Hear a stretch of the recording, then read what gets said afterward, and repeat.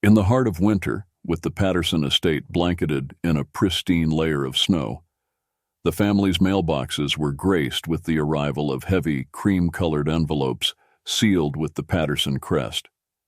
The stately manor, a testament to a century of prosperity and tradition, stood silently as the guardian of history, its chimneys puffing out swirls of smoke that mingled with the chilly air. Inside the manor, Harold Patterson, the venerable patriarch whose silver hair and deep-set wrinkles spoke of wisdom in years gone by, sat before the crackling fireplace. His fingers trembled slightly, not from the cold, but from the weight of the decision he had made. The centennial family reunion was more than a gathering. It was to be the unveiling of his final will, a document that would shape the future of the Patterson lineage. Amelia, his eldest, with her sharp intellect and sharper tongue, had always assumed she'd play a significant part in the estate's future. Charles, the contemplative middle child, found solace in the halls of academia and was indifferent to the inheritance, his mind occupied with matters of philosophy and ethics. Then there was the youngest, Daisy, whose free spirit had taken her around the world, her adventures a stark contrast to the estate's permanence. Cousin Eddie, a specter from the family's less illustrious branch, saw the reunion as an opportunity. His past was checkered with failed adventures and questionable choices. The family's distaste for his antics was well known, but Eddie had always been a master at wearing different masks, and this reunion was his stage.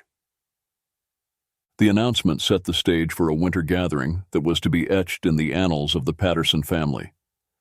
It promised the warmth of kinship against the cold backdrop of the season, but beneath the surface lay dormant secrets, rivalries, and expectations that the frost of the estate could no longer contain. As the family prepared to converge on the estate, none could predict the thawing of hidden truths that the reunion would bring. As the Patterson family members converged upon the stately manor, wrapped in their finest winter attire, the air was not only biting with cold, but also with the sharp edge of unspoken tensions. The grandeur of the estate, with its towering pines and frosted windows, stood as a silent witness to the undercurrents of anticipation and anxiety among the arriving kin. Amelia stepped out of her sleek black car, her breath forming clouds in the crisp air, her eyes scanning the estate for signs of change. Charles arrived not long after, his scholarly appearance slightly disheveled by the journey, carrying with him an air of detached curiosity. Daisy's arrival was as flamboyant as her reputation suggested, her laughter ringing clear as she embraced family members with a traveler's exuberance. Cousin Eddie's entrance, however, was as subtle as a winter storm. He arrived unannounced and unexpectedly early, his sly grin spreading as he inserted himself into conversations, planting seeds of doubt and stoking the embers of familial discord with a well-placed word here, a whispered insinuation there. Whispers echoed through the halls, speculating over the contents of Harold's will. Old grievances resurfaced, cloaked in polite conversation, while jealous glances were exchanged over cups of mulled wine. Harold, the eye of the storm, watched from his study, a quiet resolve setting into his aged features. As the night drew in, the manor came alive with the glow of lights and the murmur of voices, but the warmth of the reunion was a fragile veneer. The family dinner, a grand affair of silver and crystal, became a chessboard of familial politics. Each member played their part, with Eddie's maneuvers, drawing the unwitting into petty squabbles, threatening to shatter the evening's brittle peace. In the shadows of the estate, the cold truth lingered like the frost on the windows, a truth that threatened to chill the hearts of the Patterson family even as they sought the warmth of the fire. The following morning, as the winter sun cast a weak glow over the frost-covered grounds, the Patterson family gathered in the grand drawing room, where Harold, with somber dignity, prepared to unveil the will. The room, rich with the history of past gatherings, was heavy with expectation. Amelia, often the most composed, felt an uncharacteristic flutter in her chest. Charles's academic detachment gave way to a slight furrow of his brow, indicative of his rising curiosity. Daisy leaned forward, her usual carefree demeanor replaced by a sense of gravity. In stark contrast, Cousin Eddie lounged at the back, a serpent-like smirk on his face, as if privy to a joke only he understood. Harold cleared his throat, his hands steady as he broke the seal of the envelope that held his last testament. The will was more than a document. It was the culmination of a lifetime, a legacy distilled onto paper. As the patriarch read aloud the allocations and stipulations, a stunned silence enveloped the family. Assets and responsibilities were distributed not by age or expectation, but by merit and intent, with surprising beneficiaries and unexpected conditions. The air crackled with tension when it was revealed that the estate would not pass to Amelia as expected, but was to be converted into a charitable foundation, with Daisy nominated to oversee its operations due to her extensive travel and humanitarian work. Charles was entrusted with the family's extensive library and historical archives, a nod to his academic pursuits. To the shock of many, even Eddie was mentioned, to be given a modest stipend provided he undertook community service, a clause that seemed both a challenge and a redemption. Murmurs rippled through the room as the family digested the revelations. Amelia's face, usually an unyielding mask of control, betrayed a flash of betrayal. Charles appeared genuinely thoughtful, while Daisy's eyes shone with unshed tears of gratitude, and perhaps the weight of the responsibility now placed upon her shoulders. Eddie's facade cracked, his confident demeanor giving way to a scowl. He had anticipated a direct slice of the fortune, not a conditional allowance tied to goodwill. The reunion, intended as a gathering of celebration, had morphed into an arena where the future of the Patterson legacy hung in the balance, and each member was forced to confront their role within it. The revelation of Harold's will had barely settled in the minds of the Pattersons when the disruption occurred. As the family convened in the grand dining hall for what was to be a celebratory lunch, a sudden, fierce winter squall descended upon the estate, howling like an angry specter and enveloping the manor in a shroud of white. In the midst of the chaos, with the wind battering against the windows, a shriek echoed through the corridors. The family rushed to the source, only to discover the will had vanished from the study, where it had been left for safekeeping. Accusations flew like the snowflakes outside, and suspicion fell upon every soul present, including the household staff. Amelia cornered Eddie, her voice a sharp hiss that cut deeper than the cold outside. "What have you done with it, Eddie? Only you would stoop so low." Eddie, with feigned innocence that fooled none, retorted, "My dear cousin, do you think I would be so clumsy? If I were to sabotage this gathering, I assure you, no one would know." Charles intervened with a calming hand, his voice the embodiment of reason. "Let's not turn on each other. This is exactly what Father wanted us to overcome." Daisy, distressed, added, "We mustn't let suspicion poison us. The will brought us together. Its absence shouldn't tear us apart." The tension in the room was palpable, a living entity that seemed to feed off the storm's energy. Family members grouped and regrouped, forming temporary alliances as they whispered and conjectured. Harold remained silent, observing the fray with an unreadable expression. As the storm raged on, trapping the family within the manor's walls, the Pattersons embarked on a frantic search. The will's disappearance had ignited a flame of discord, and as night fell, it was clear that the situation was a fuse, leading to a powder keg of long-suppressed resentments and secrets. The once celebratory reunion had turned into a siege, and the battle lines were being drawn within the very heart of the Patterson family. With the storm sealing them within the manor's ancient walls, the Patterson family realized they had no choice but to turn the estate inside out in search of the missing will. The search began in earnest, with each member taking on different areas, their movements watched by the suspicious eyes of their kin. Amelia, taking charge, as was her nature, directed the younger cousins through the maze of hallways and rooms, her voice echoing with authority. "Check every drawer, every bookshelf. It has to be here somewhere," she commanded, her own frustration mounting with each empty search. Charles, preferring a methodical approach, enlisted the aid of the family archivist, Mr. Whitaker, to search through the study where the will was last seen. It's possible the draft could have been misplaced amongst Father's papers. He suggested thumbing through stacks of documents with a historian's care. Daisy took to the more personal spaces, quietly rifling through bedrooms and private sitting rooms, accompanied by Aunt Martha, whose sharp eyes missed little. Whoever took it might have hidden it somewhere less obvious, Daisy mused, lifting cushions and peering behind paintings. In the shadows, Eddie moved with a different purpose, his gaze darting around, searching for an opportunity rather than the will itself. His occasional smirks did not go unnoticed, especially by Amelia, who trailed him at a distance, her distrust a heavy cloak around her shoulders. The storm continued its relentless assault outside, the wind's wails a fitting soundtrack to the growing desperation inside. The search yielded nothing but raised dust and rising tempers. Accusations became more pointed, and the once unified front began to crumble as trust eroded under the weight of uncertainty and fear.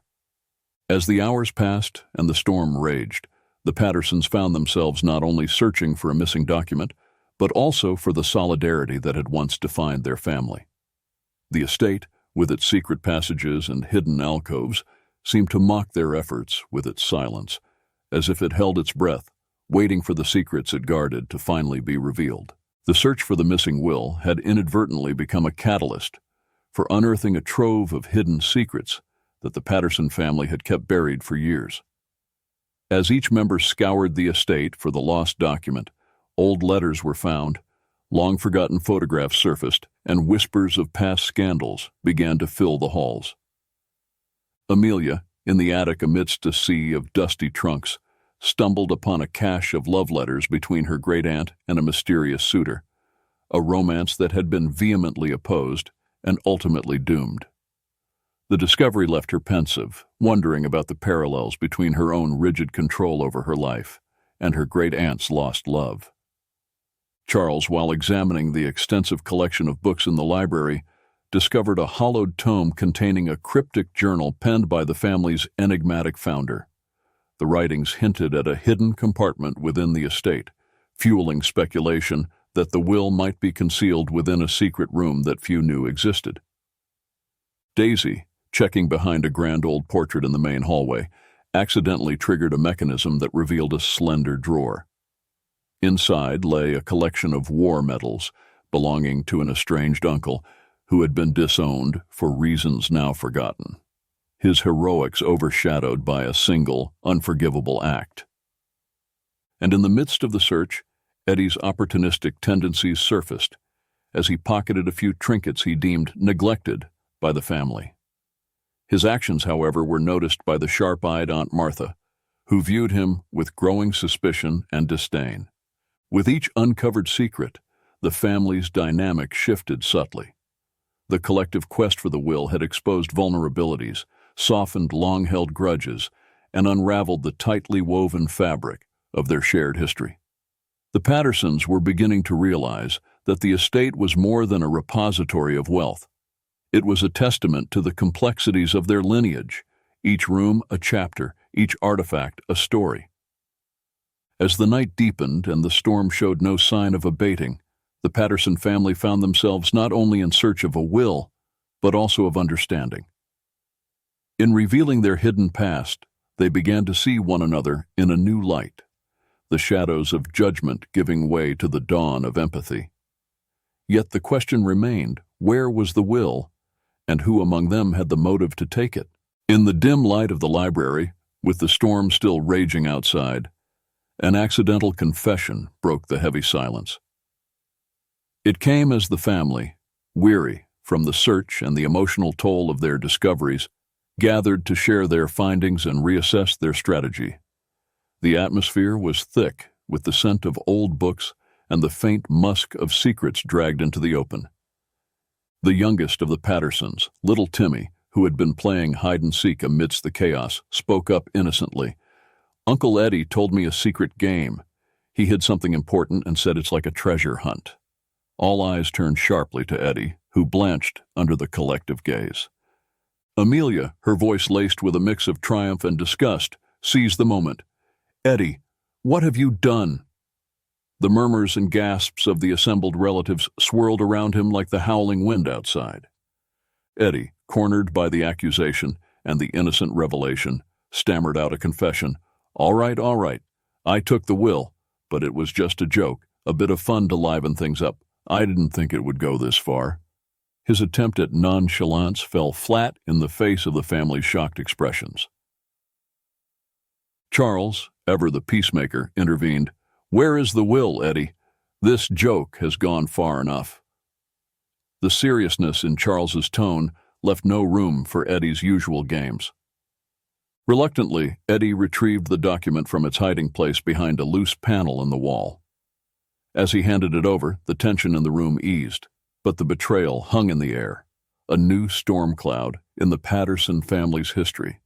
Harold, who had been silent until now, spoke up with a mix of sadness and resolve. "This event has taught us more about ourselves than any will ever could. It's clear we have much to work on as a family." The conversation that followed was a blend of relief, anger, and a collective realization that their family was at a crossroads. Some expressed forgiveness toward Eddie, understanding the pressure he felt as the black sheep of the family. Others struggled to look past his reckless action. As the night waned and the first hints of dawn began to soften the darkness, the Pattersons knew that while the will had been found, the true challenge of rebuilding their bonds was just beginning. The accidental confession had been a catalyst for a much-needed reckoning, and in the light of the new day, they would have to face the reality of their fractured unity. With the missing will now recovered, and the storm's fury diminishing to a gentle whisper, the Patterson family's attention turned to the cryptic journal Charles had discovered, which hinted at a hidden room. Curiosity and a sense of adventure took hold, overshadowing Eddie's earlier deception. If there were more secrets to uncover, they would do so together, as a family. Harold suggested they focus on a peculiar passage in the journal, which read, "Beneath the gaze of the ancestral spirit through the looking glass lies the heart of the house." The family agreed that the ancestral spirit referred to the portrait of the stern-looking founder, Gregory Patterson, which hung prominently in the main hall. Amelia, Daisy, Charles, and even Eddie, who was seeking redemption, joined Harold by the portrait. They examined it closely, running their fingers along the elaborate frame until Daisy, with her keen eye for detail, noticed a subtle, almost imperceptible discrepancy in the wall behind the portrait. "Look here," Daisy whispered, pressing a small camouflaged button. A soft click echoed through the hall, and the wall slid away, revealing an entrance to a narrow, cobweb-laden passage. The family exchanged glances of astonishment and hesitantly stepped inside, led by the beam of Charles's flashlight. The passage opened into a small dust-filled room, the air stale with the scent of time. Inside, they found a beautifully carved chest. Harold, with a trembling hand, lifted the lid to reveal a collection of personal effects belonging to Gregory Patterson, including a diary, several old maps of the estate, and a collection of rare coins. As the family pored over the contents, Charles read aloud from the diary, discovering tales of Gregory's voyages, his love for exploration, and his dreams for the family's future. A future of unity, exploration, and shared purpose, not just accumulation of wealth. The hidden room was a time capsule, a slice of their ancestors' life and passions. It gave the Patterson family a new perspective on their heritage. It wasn't just wealth and land that were their legacy, but a spirit of discovery and a bond that needed to be nurtured and treasured. The family emerged from the hidden room with a newfound appreciation for their history and each other. The experience had drawn them closer, binding them with the shared thread of their lineage. The ancestral spirit, it seemed, had guided them to a treasure far greater than material wealth, the treasure of a united family, The family's newfound unity was put to the test when Eddie presented his gambit. With the discovery of the hidden room still fresh, he saw an opportunity to shift the narrative of his place within the Patterson clan. Eddie gathered the family in the living room, where the air was still laden with the musty thrill of their ancestral revelations. "I've been thinking," Eddie began, his voice carrying an unfamiliar gravity, "about all that we've found and what we've been through. I've made mistakes, plenty of them, but I want to make amends." The family listened with a cautious blend of skepticism and hope. Eddie, known for his self-serving antics, was now proposing a project that would honor their ancestors' adventurous spirit and benefit the community. He outlined a plan to turn part of the estate into a historical museum and educational center, preserving the Patterson legacy and sharing it with the public. Harold, leaning on his cane, gave a slow nod. "Your heart seems to be in the right place, Eddie, but how can we trust this isn't another one of your games?" Amelia, who had always been the hardest on Eddie, crossed her arms, her expression softening slightly. "Let's hear him out. This could be a chance for Eddie to truly contribute to the family's legacy." Eddie, with a newfound earnestness, detailed his vision, explaining how the museum would feature exhibits of their discoveries, including the chest from the hidden room, and serve as a center for historical research. He proposed that any profits would go towards preserving the estate and funding community projects. Daisy, moved by Eddie's proposal, voiced her support. "I believe everyone deserves a chance at redemption. If Eddie is willing to put in the work, why not give him this opportunity?" The family debated, weighed the risks, and considered the potential benefits. Eddie stood his ground, his usual bravado replaced by a genuine desire to make a positive impact. In the end, it was the memory of their ancestors' words and the recent bonding experience that tipped the scales.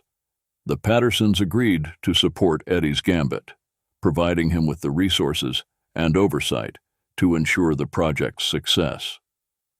Eddie, feeling a weight lifted from his shoulders, thanked his family, promising not to let them down. The skepticism still lingered, but so did a glimmer of hope that Eddie could indeed turn a new leaf and become the custodian of the Patterson legacy he proposed to be. In the weeks that followed Eddie's proposal, the Patterson family, cautiously at first, rallied around the museum project. Eddie, surprisingly to all, worked tirelessly, coordinating with historians, curators, and the community to bring the vision to life. It wasn't just Eddie's diligence that was shocking. It was his enthusiasm and newfound respect for the family's heritage that began to mend his frayed ties with the family. Amelia took charge of cataloging the artifacts, her meticulous nature ensuring each piece was preserved and displayed with care. Daisy, with her artistic flair, oversaw the design of the exhibits, transforming the historical narratives into captivating visual stories. Charles, the peacemaker, served as the liaison between the family and the community, ensuring the project reflected both the Patterson legacy and the public interest. As the opening day of the museum approached, the family gathered in what had once been the private study of Gregory Patterson, now converted into a centerpiece exhibit. Harold, standing before a portrait of their adventurous ancestor, addressed the group, his voice filled with emotion. "We've built more than just a museum," he said, gazing around at his relatives, each beaming with pride and accomplishment. "We've constructed a monument to the true legacy of the Pattersons, not just the wealth and the land, but the spirit of exploration, the drive to push boundaries, and the importance of family unity." Eddie, who had spent so many years seeking his place within the Patterson narrative, found it not in the limelight, but in the shared effort to honor their roots. The museum was his gambit, but the true legacy was the collaboration and renewed bonds among the Pattersons. On opening day, as the public wandered through the halls, learning of the Pattersons' adventures, trials, and triumphs, the family watched on, not as separate entities, but as a cohesive whole, bound by a common past and a shared future. The true legacy of the Pattersons wasn't the material wealth passed down through generations, nor the grand estate that housed their history. It was the spirit of unity, the capacity for change, and the courage to embrace one's roots while looking forward to the future, a legacy that Eddie, against all odds, had helped to revive. As the Patterson Estate Museum flourished, becoming a beacon of local history and community engagement, the Patterson family found themselves in uncharted emotional territory. The museum's success brought not only a sense of shared achievement, but also a healing balm to old wounds and strained relationships within the family. The once skeptical Amelia found herself working closely with Eddie, guiding him through the intricacies of artifact preservation. This collaboration, initially tense, slowly transformed into a partnership built on mutual respect. Eddie's genuine dedication to the project had a profound effect on Amelia, softening her view of her brother and allowing her to let go of past grievances. Charles, who had always been the bridge between the family and the community, watched with a mixture of pride and relief as the museum helped to redefine the Patterson name. No longer was it associated solely with wealth and prestige, but with cultural enrichment and open-hearted generosity. Charles's role expanded beyond the liaison as he became a storyteller, sharing the Patterson legacy with visitors young and old. Daisy's artistic contributions to the museum had caught the eye of local art enthusiasts, leading to a series of workshops for budding artists at the estate. Her work, once overshadowed by the family's drama, now stood as a testament to the Pattersons' commitment to fostering creativity and education. Harold, the family's patriarch, saw his children and grandchildren come together in a way he had only dared to hope for. The museum had become a living legacy, a place where the Pattersons' adventurous spirit continued to inspire others to explore, learn, and connect. The family's collective effort to move forward was not without its challenges. Old habits and fears occasionally resurfaced, but the common goal of honoring their ancestors' legacy provided a sturdy foundation for reconciliation and growth. In the quiet moments, as the museum halls emptied and the sun cast long shadows across the estate, the Pattersons often found themselves in Gregory's study. There, surrounded by the artifacts of their lineage, they shared stories, laughed, and planned for the future. The Patterson Estate Museum was more than a repository of the past. It was a symbol of the family's resilience and capacity for change. Healing had begun, not with grand gestures, but with small, consistent steps towards understanding and unity. The museum stood as a testament to the fact that moving forward sometimes means looking back, embracing one's history, and allowing it to guide the way to a brighter, more inclusive future.